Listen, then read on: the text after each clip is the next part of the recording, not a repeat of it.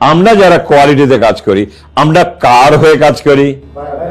Beautiful, আমরা buyer হয়ে কাজ করি। আমি যখন লাইনে থাকি, আমি তখন বায়ারের ভূমিকা পালন করি। আপনার বায়ারকে, আপনার বায়ার যা চায় সেটাকে আমার কোয়ালিটির লোক নিশ্চয়তা দেয়। রাইট আর রং? তাহলে আমাদের দায়িত্বটা বা কর্তব্যটা অনেক বেশি কি কম? অনেক বেশি। আমরা যারা লাইন কিউসিতে আছি, ইনপুট কিউসিতে আছি, ফ্যাব্রিকে আছি, ফাইনাল টেবিলে আছি, আমি কিন্তু ফাইনাল টেবিলের খুব বেশি প্রাধান্য দেই না। আমি কিন্তু দেখবেন ফাইনাল টেবিলে যাই ধরার জন্য লাইন কিউসি কি ভুলটা করেছে। যারা লাইনে আছেন, আমার প্রোডাকশন কিন্তু ইনপুট থেকে শুরু হচ্ছে।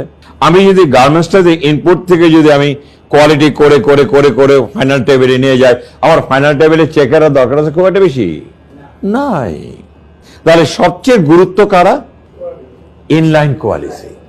একেবারে ইনপুট থেকে ফাইনাল টেবিলে এসে আপনি কি করতে পারবেন?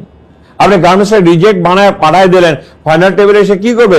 দইটা হয়তো আলাদা করে দিতে পারে, হয় রিজেকশন হবে, না হলে ওকে হবে। কিন্তু আমরা কি রিজেকশন চাচ্ছি?